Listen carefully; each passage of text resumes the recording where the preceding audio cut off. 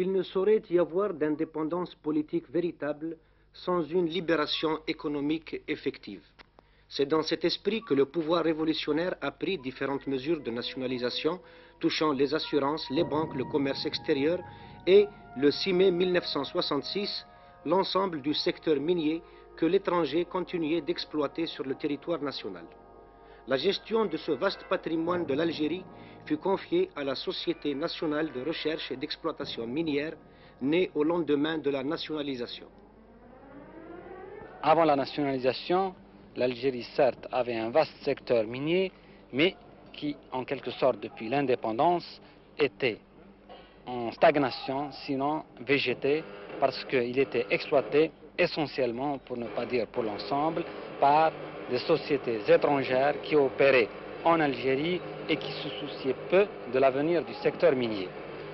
Aujourd'hui, après 2 années d'expérience et de gestion nationale par la Société nationale de recherche et d'exploitation minière, il nous est possible de dresser un bilan. Ce bilan comporte des aspects positifs et des aspects aussi négatifs qui serviront d'expérience et de leçon pour l'avenir.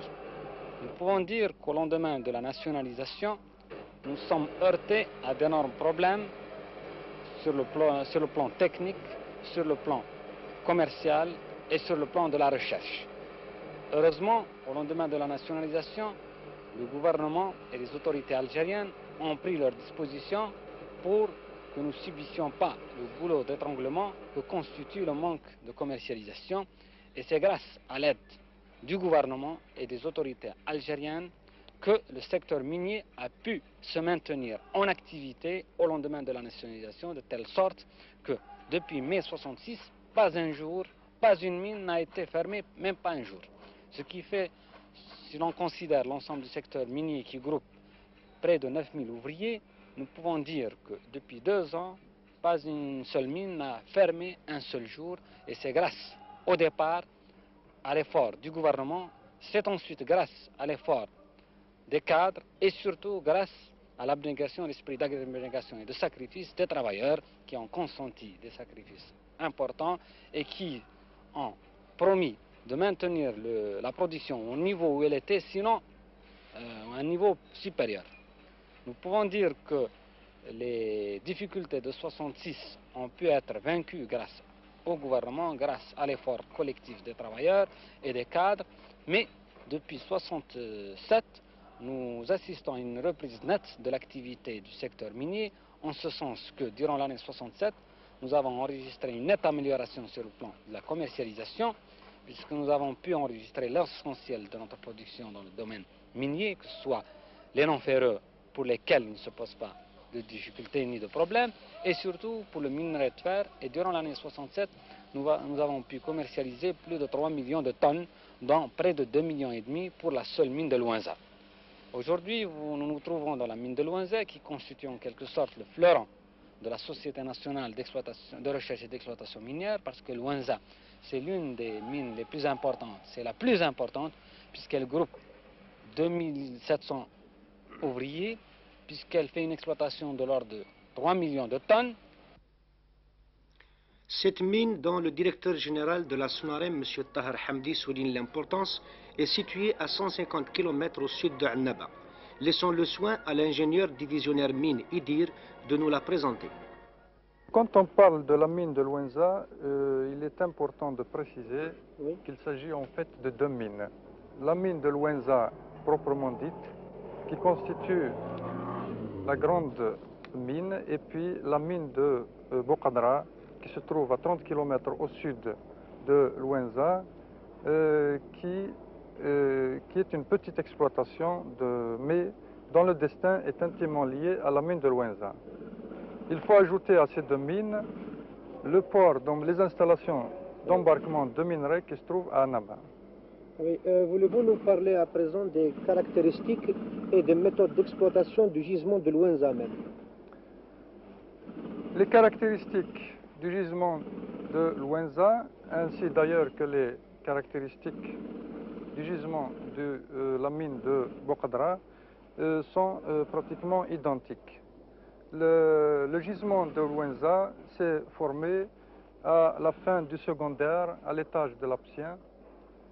À cette époque, les calcaires récifaux de l'Aptien avaient été remplacés par du minerai, ce qui a donné dans une première phase du carbonate de fer et ultérieurement, après une phase très grande de fracturation, au début du tertiaire, le carbonate de fer a été oxydé au-dessus du niveau hydrostatique, ce qui a donné le minerai de fer qu'on connaît actuellement, qui est du point de vue minéralogique de l'hématite.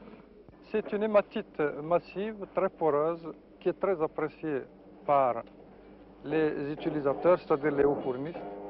Mais le mineur à Wenza distingue ce qu'on appelle le minerai normal de Wenza, qui est un minerai d'une teneur en fer de 53% en moyenne, et le minerai brun, qui est un minerai beaucoup plus pauvre et qui fait en moyenne 45%. Bien sûr, il existe ce qu'on appelle le minerai pauvre. Alors c'est un minerai qui fait moins de 40% de minerai de fer. Le minerai normal entre dans la constitution du minerai marchand qui est connu à l'étranger. Ce minerai marchand est composé pour 3/4 du minerai normal de Wenza et pour 1/4 de minerai normal de Bokhadra, qui fait en moyenne une teneur de 60% de fer. Quand on parle d'une mine, on pense généralement à une exploitation souterraine. À Wenza, par contre, l'extraction du minerai se fait à ciel ouvert. Tous les jours, de façon immuable, à 13h45, a lieu l'opération abattage du minerai dont la sirène signale le déclenchement. Le gisement se présente comme un gigantesque escalier dont les marches, appelées ici banquettes, varient d'une hauteur de 12 à 18 mètres. Dans ces gradins, dans le sens de la hauteur, on creuse des trous de 100 à 180 mm que l'on charge d'explosifs à raison de 100 grammes d'explosifs pour une tonne de terre à abattre. Deux sortes d'explosions sont effectuées pendant l'opération tir. D'abord, l'explosion qu'on appelle grande volée, que vous venez de voir, qui consiste à abattre de larges pans de terre. Ensuite, la petite volée, qui est constituée de plusieurs petites charges mises dans des blocs de pierre abattus précédemment et qu'il faut mettre en miettes pour pouvoir les charger sur les camions. Il faut noter que le tir se fait de façon uniforme sur toute la longueur des banquettes, dans la terre renfermant du minerai et dans celle qui n'en contient pas et qu'on appelle le stérile. La fin du tir est signalée par 3 appels de corps. À ce moment-là, tout danger est écarté. Les mineurs quittent la mine un quart d'heure avant les explosions, c'est-à-dire à 13h30, parce qu'ils commencent leur journée justement le matin, au lever du soleil, en hiver à 5 heures et en été à 4 heures. À l'appel d'une première sirène, ils quittent leur maison et convergent vers la place de Wenzaville, venant de tous les coins du village. Ils arrivent de partout, coiffés du réglementaire casque de mineur, sans lequel on n'a pas le droit d'accéder sur le chantier. Ils ont tous un casse-croûte à la main, car la journée va être longue. L'horaire ici est continu de 5h30 à 13h30. Sur la place, ils reprennent contact pour une nouvelle journée de labeur et conversent avec bonne humeur en attendant leur départ pour le chantier.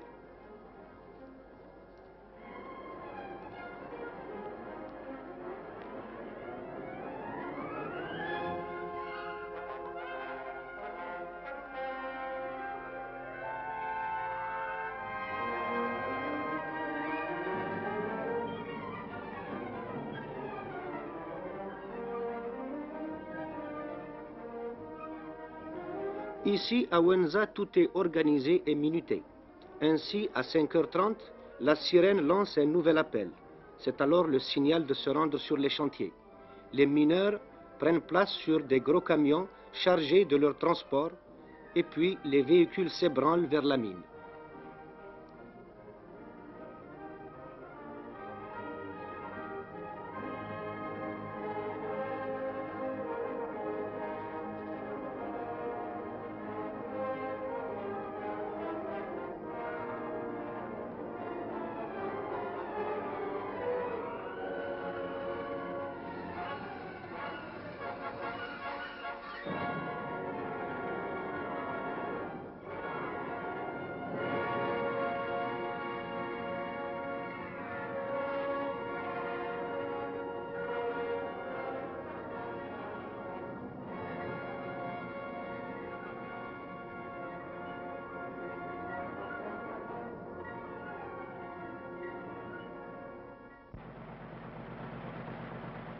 En même temps que les mineurs, à un autre point du village, on s'apprête aussi à aller sur le chantier.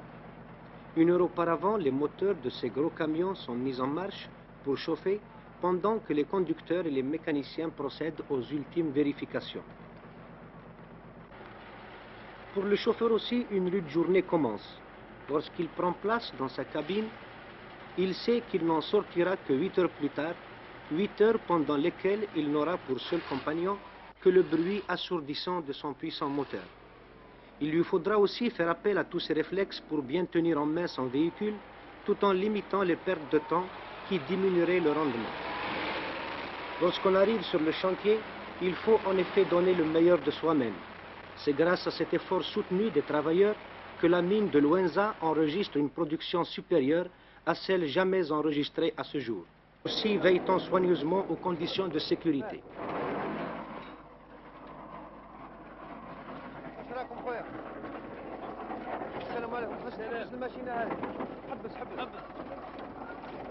السلام عليكم. السلام. واش تقدر تحكي لنا شويه على الخدمه ديالكم؟ واش راكم تخدموا؟ انا نخدموا على اولادنا على روحنا. رانا نخدموا في العمل نتاعنا على كل حال. درك واش راكم تديو في ندو الرمل اللي نكرطوه نطيشوه في البرا. ايوا.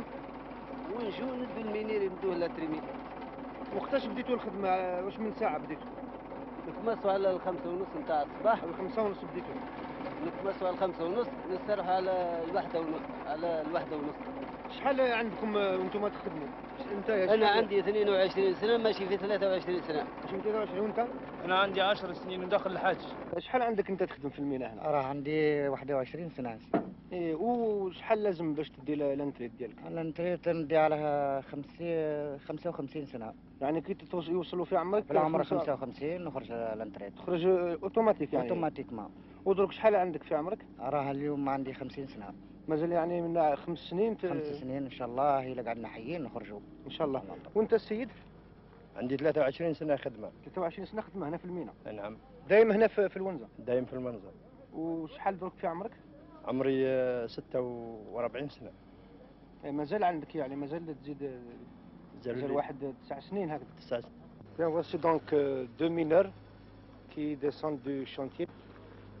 Bonjour monsieur, vous descendez de la mine je crois? Monsieur, oui. Eh bien, ça tombe bien.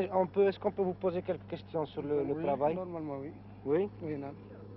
Comment ça se passe, les conditions de sécurité Question de sécurité, ça passe très bien actuellement, puisqu'on part sur un point très net. Oui. Alors là, question de santé aussi, c'est tout à fait logique. Oui. Alors là, nous avons tout le nécessaire pour faire la sécurité. On l'applique également au nom de la loi, vous voyez. Oui. Vous n'avez pas, il n'y a pas de risque sur la mine, enfin vous avez réussi à limiter les dangers? Oui, on a limité les dangers depuis un certain temps. Depuis la nationalisation, tout ça marche bien. Vous n'avez jamais d'accident? Non, très rarement qu'on a des accidents. Oui. Quand vous faites les explosions, comment ça se passe? Enfin, on fait dégager tout le personnel. Tout le personnel? On fait dégager tout le personnel et là, il y a des types spéciaux pour les tirs des mines. Oui. En faisant un barrage sur les périmètres de la mine, oui, pour appliquer la sécurité. Est-ce que vous avez des équipes de secours sur le chantier qui sont placées? Normalement, oui. Normalement, oui. En cas d'éboulement, tout ça, elles viennent automatiquement. Là, dès qu'il y a un moindre accident, ils viennent d'office là. Les conditions dans lesquelles ils travaillent, c'est-à-dire sécurité, nous avons un délégué mineur qui nous vient toutes les 2 journées. Oui. Donc, un danger immédiat n'est pas à craindre. En cas d'accident, par exemple, nous avons une équipe secours, nous avons une ambulance qui achemine l'ouvrier accidenté vers le pavillon médical. باقي الناس لاباس الناس صيانات كلها متحذره على الخدمه ومتحذره كما نقولوا على الانكسيدا ما تكونش باش ما تكونش الخساره ياسر وديما باقي في حاجه الانكسيدا وحاجه شويه راهي لاباس. Hormis le vieux quartier d'Alatif que nous venons de quitter, où l'exploitation se fait avec des moyens manuels, petites pelles et wagonnets, Luenza utilise un matériel très lourd. Dans cette exploitation fortement mécanisée, ce matériel est soumis à une rude épreuve. Aussi délicatement qu'on veuille les mener, on peut éviter certaines détériorations de ces machines, astreintes parfois de façon ininterrompue à 16 heures de travail. Il est donc indispensable de veiller au bon fonctionnement de tous ces engins, matériel de roulage et matériel d'extraction.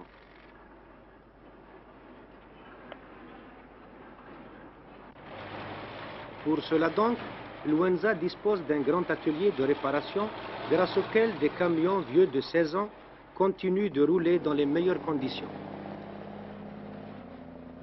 Monsieur Azad, justement, vous êtes l'ingénieur principal jour. Oui. Voulez-vous nous expliquer ce que c'est? Je suis bien sûr l'ingénieur principal jour, mais c'est le service surtout qui est intéressant. Oui. Ce service est le principal complément du service mine, du service exploitation. Ce service ne pourrait pas ne pas exister, oui, parce que c'est lui qui a pour mission d'entretenir tout le matériel de la mine. Voulez-vous nous expliquer, parce que c'est une véritable usine qu'on voit ici, voulez-vous nous expliquer son fonctionnement et sa mission, enfin, ce qu'elle fait? Ce service a d'abord pour mission de réparer toutes sortes d'engins, oui, que ce soit des camions, des pelles, des sondeuses. Nous avons aussi notre service électrique qui répare tous les moteurs, oui, induits, stator, transfo, tout, oui, tout ce qui peut exister au point de vue électrique. Il est composé de quelle section, par exemple? Ici, nous sommes où? Ici, nous sommes à la section machines-outils, qui est l'une des principales. La plupart des jeunes que vous voyez ici sont des sortes du CNET de Luenza. Ce sont des CAPistes que nous formons ici. Oui. Ici, nous fabriquons beaucoup de pièces, boulons, écrous, engrenages, axes, bagues, etc. Mais nous faisons aussi des réparations dans notre section de machines-outils, en particulier dans la section ajustage. Ajustage, oui. Après, l'autre section du service. L'autre section principale est l'atelier moteur. Dans cet atelier moteur, nous réparons tout genre de moteurs, de A jusqu'à Z. Nous les démontons, nous les remontons. Nous les essayons sur notre bande d'essai. Puis après, nous les remontons sur les camions. Mais il y a aussi une autre section qu'on appelle section châssis. Et cette section fait les révisions générales des gros camions en découpant entièrement et en le remontant. Nous faisons aussi les révisions générales des pelles, des sondeuses. Pour tout ce travail, il nous faut aussi une grosse section de soudure, de forge et de chaudronnerie. Monsieur, s'il vous plaît. Monsieur. Vous êtes le contremaître, je crois. Oui, je suis le responsable de la section machine-outils. Machine-outils. Oui. Voulez-vous nous parler un peu des conditions de travail? Oui, les conditions de travail sont améliorées nettement depuis la prise en main par l'État algérien de la mine, depuis la nationalisation. Les oui, conditions de travail au début étaient un peu précaires vu le manque d'outillage. Mais peu après, grâce à l'activité, grâce à la bonne volonté de tous les ouvriers, des dirigeants de la mine, oui, les conditions de travail sont nettement améliorées. Vous avez beaucoup de jeunes ici, comment oui, ça se fait? Oui, nous avons pas mal de jeunes qui viennent en général des centres de formation adultes. Nous les formons, ils sont très contents, ils apprennent leur métier. Et les anciens sont très contents de voir qu'il y a une promotion de jeunes sur la voie du succès, quoi, oui, qui pourront contribuer au développement d'Algérie. أخويا واش راك تخدم هنا؟ طوليمار. نعم. ثاني طوليمار بيستون هيدروليك. بيستون هيدروليك. Ça c'est quoi ça? C'est la tige تاع الكوراج. C'est une كورفوري. كورفوري وي. شحال وين تعلمت؟ سنتر دابرونتيساج تكنيك. هنا؟ الونزا وي. في الونزا؟ نعم. شحال وانت تخدم هنايا درك؟ 2 ans. Ça fait 2 ans. 2 ans oui. راك فرحان Oui, je suis content Content. de travailler. Vraiment? Bien travail dans mon pays. Et ça vous plaît comme travail? Oui. Je suis ajusteur ici depuis 2 ans. Vous êtes ajusteur? Et diplômé. Je connais pas mal. Depuis que vous travaillez ici, vous avez appris des choses nouvelles en plus des cours? Oui, j'ai appris plusieurs travaux d'autres que ce qu'on avait au collège, par exemple.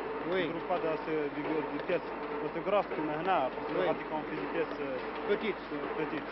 Là, qu'est-ce que vous fabriquez maintenant? Je fabrique des poulies pour les pompes à eau. Pour les pompes à eau.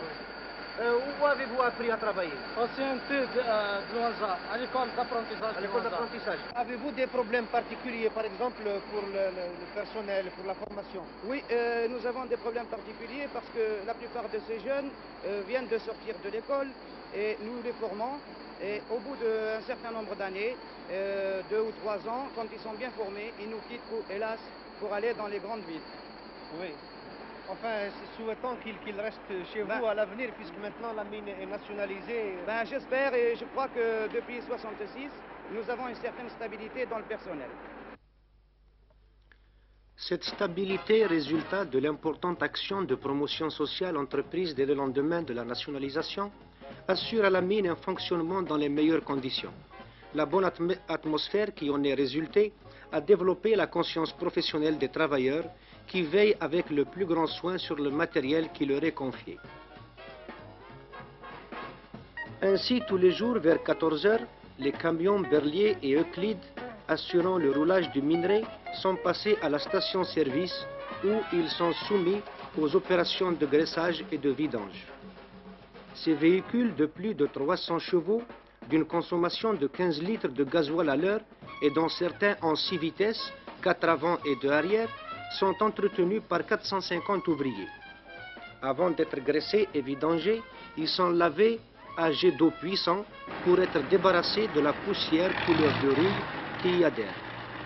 Après quoi, ils sont au point pour reprendre leur ronde effrénée entre le chantier d'extraction et le concasseur où ils vont déverser leur chargement de minerai de fer.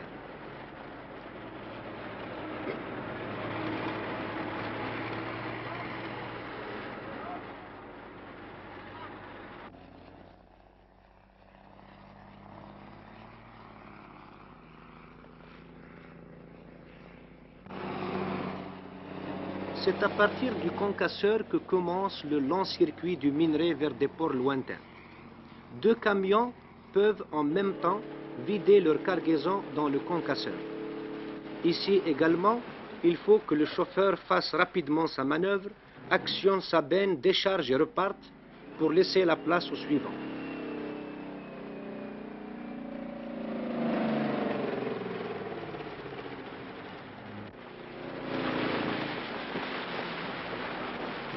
Les tonnes de minerai qui se déversent ainsi dans la fosse du concasseur, c'est le concasseur primaire, sont émiettées pour être faciles à transporter.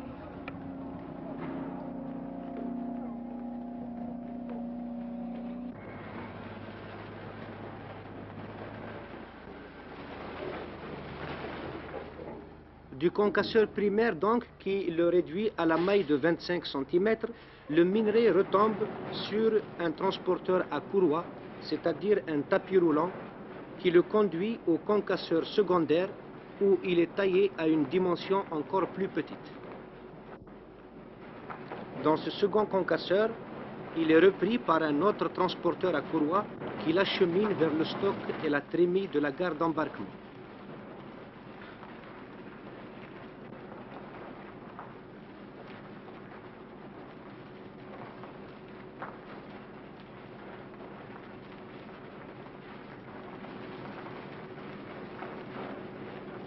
La trémie est une sorte de grande fosse sous laquelle viennent se placer les wagons pour être chargés.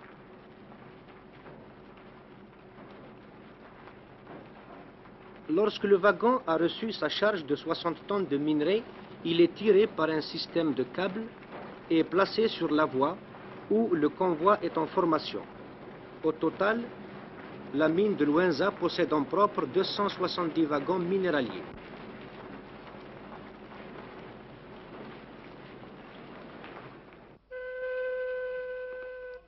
Lorsque le convoi est constitué, pour cela il faut 22 wagons pleins. Le train prend le départ sur la seule voie de chemin de fer électrifié 3000 volts de la SNCFA, le tronçon Ouenza-Annaba, long de 150 km.